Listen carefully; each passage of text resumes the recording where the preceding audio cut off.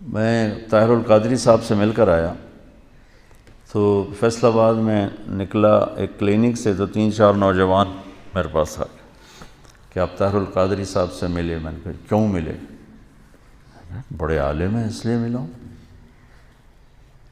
تو اس نے ان کو گالیاں دینی شروع کر دیں اور زمین پہ تھوک کے نا پاؤں سے مسل کے کہنے لگا میرے نزدیک قادری کی اتنی بھی حیثیت نہیں۔ میں نے کہا بیٹا جو اہل حق ہوتے ہیں وہ ایسے متکبر نہیں ہوتے اور ایسے بد اخلاق نہیں ہوتے۔ وہ یہ کہہ کر میں گاڑی میں بیٹھ گیا۔ تو آج کل کے جتنے، چونکہ ہر ایک آدمی اپنے آپ کو اہل حق سمجھ رہا ہے نا، تو ان کے اخلاق یہی ہیں کہ اوروں کے لیے نفرت ہے۔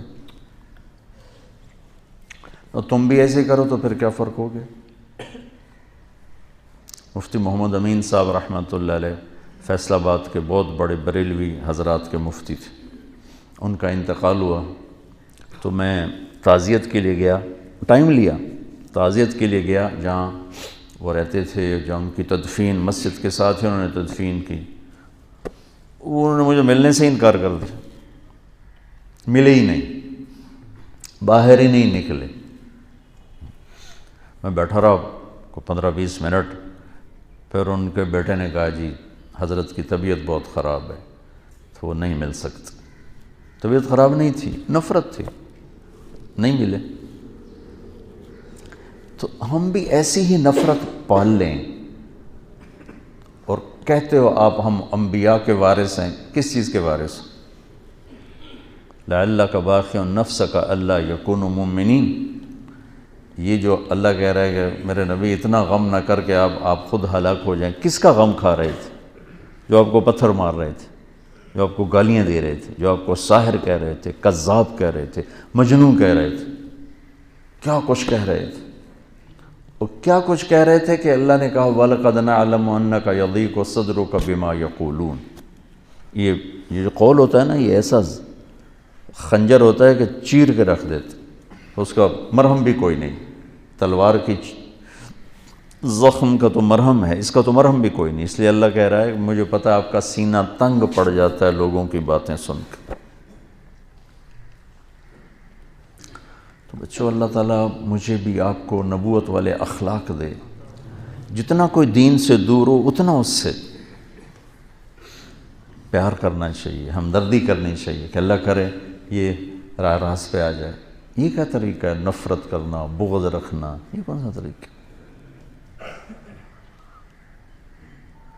یہ تو کسی بھی حق کی نشانی نہیں، یہ تو باطل کی نشانی۔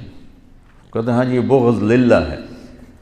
بغض للہ ایسا تھوڑا ہی ہوتا کہ تم ان کی شکل دیکھنا گوارا نہیں کرتے۔ ہمارے بریلوی بھائی تو یہی کہتے ہیں ہمیں ان سے بغض للہ ہے، یہ گستاخ رسول ہے، ہمیں ان سے بغض للہ ہے۔ بغض للہ کی مثال ہے حضرت علی کا واقعہ۔ سبحان اللہ۔ اسلامی تاریخ میں اور بھی ہوں گے،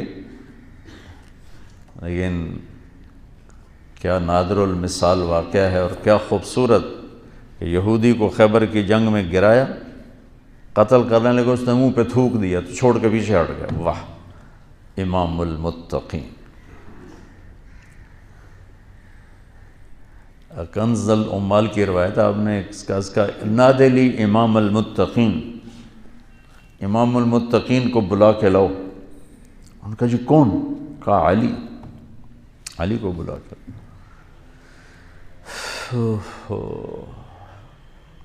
آؤ بھائی دوبارہ لڑیں گے۔ وہ کہنے لگا کیوں چھوڑ دیا؟ میں نے تو تھوکا تھا بھائی تمہیں جلدی میرا قصہ نمٹا دے۔ کہ پہلے میرا غصہ تم پر اللہ کے لیے تھا، تھوکنے کے بعد اپنے لیے ہو گیا، اب حرام ہے تمہیں قتل کرنا۔ یہ بغض للہ ہے۔ تو ایک دوسرے کو سلام کرنا چھوڑ گئے۔ تو بچوں اللہ سے مانگو اللہ تمہیں کھلا سینہ دے، کشادہ سینہ دے، عالی اخلاق دے، حسن سلوک دے، علم کی گہرائی دے، تبلیغ کا پھرنا اور درد دے، تو تم پوری انسانیت کے لیے رحمت بن جاؤ گے۔